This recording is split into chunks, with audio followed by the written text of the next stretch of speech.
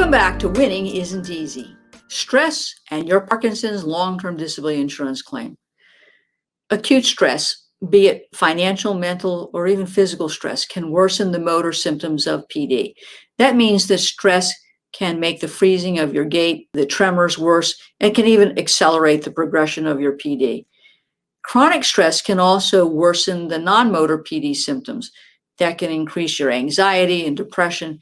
And of course, that can be problematic if you have a disability insurance policy or plan with a broadly written mental nervous condition limitation. What is a mental nervous limitation in a disability insurance policy or plan? Now, many disability policies or plans have a specific provision. Open up yours, you'll see it, that say, look, we're only going to pay disability benefits for 2 years. And these policies or plans will come in 2 flavors. The first is the mental nervous condition limitation that limits the payment of disability benefits to just 2 years if your disability is caused by a mental or nervous condition like depression or anxiety. Now, I know that it's often a combination of the motor and non-motor PD symptoms that are disabling. And we can generally get around this type of a mental nervous limitation by establishing that the disability is caused by the organic physical findings. That's the disability. It's not the anxiety or depression. What's disabling are the physical manifestations of PD. But the more problematic issue can be what I call the Monty Python mental nervous policy limitation. That will limit the payment of benefits to just 2 years if your disability is caused, or here comes the language, contributed to by stress, anxiety, or depression. It's the contributed to language that's problematic, and just the smallest contribution will result in the disability carrier terminating your benefits after 2 years. In other words, if your stress, depression, or anxiety is just 0.01% of your disability, that contribution can limit benefits to just 2 years. Now, there's been some recent medical literature on stress and Parkinson's that I want to address. There's a recently published study in the journal Parkinson's Disease called Stress and Mindfulness in Parkinson's Disease. It's a survey of 5,000 patients, and it was published by Vanderheide Speckens in 2021. And it addressed a number of topics that are relevant to a disability claim. So these include the topic of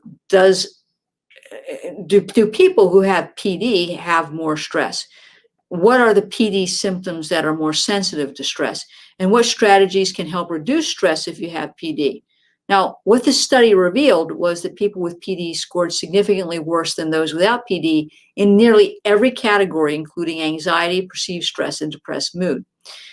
Now, unfortunately, practically every PD symptom, be it sleeping problems, depression, freezing of the gait, bradykinesia, can be made worse with stress. And according to the study, people with PD also added to the list of stress symptoms things like cognitive impairment, loss of focus, emotional issues, confusion, impaired executive function, speech and communication issues, and even pain.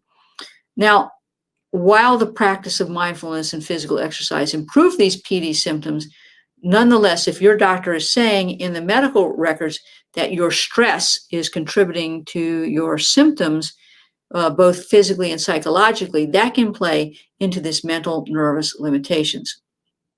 So what are the practical implications of stress on your disability claim?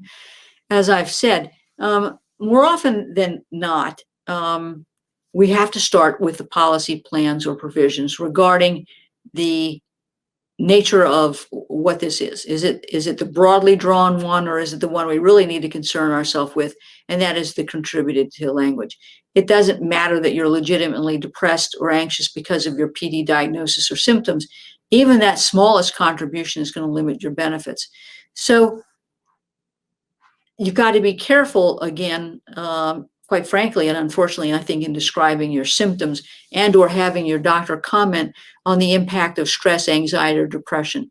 I would prefer, if it's accurate and true, that they say that your disability is not contributed to by these problems, but that your disability is caused by the physical or cognitive manifestations of PD. Now, this can also be problematic, of course, is going to be if you have a Social Security disability claim.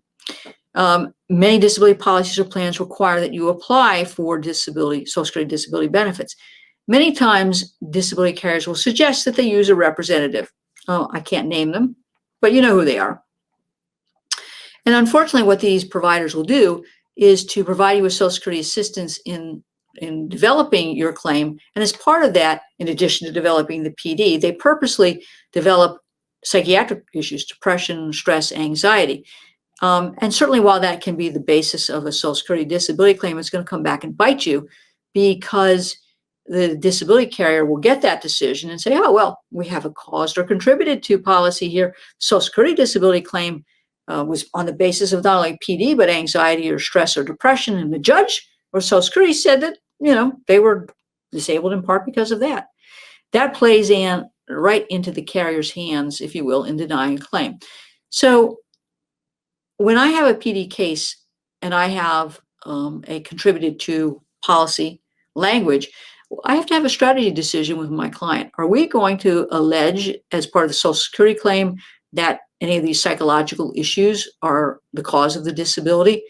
I generally don't suggest that we do that, because I know that that's potentially going to result in a claims denial or termination by the disability carrier.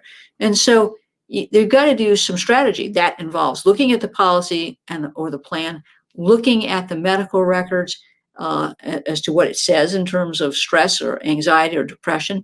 That includes looking at any psychological records, and then having a discussion with your providers to see what their opinion is about caused or contributed.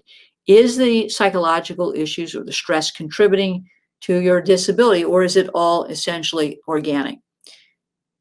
Obviously, this takes teamwork with not only your physician and you, but an experienced ERISA disability attorney. This is a challenge in PD cases, and one that you should not take lightly, because don't want you to wake up 2 years into a claim and find that your benefits have been denied because of the mental nervous limitation. Got it? All right.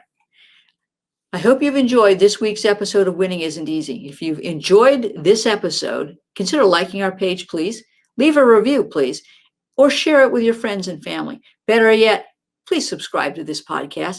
That way you're going to be notified every time a new episode drops. I hope you tune in to next week's episode of Winning Isn't Easy. Thanks.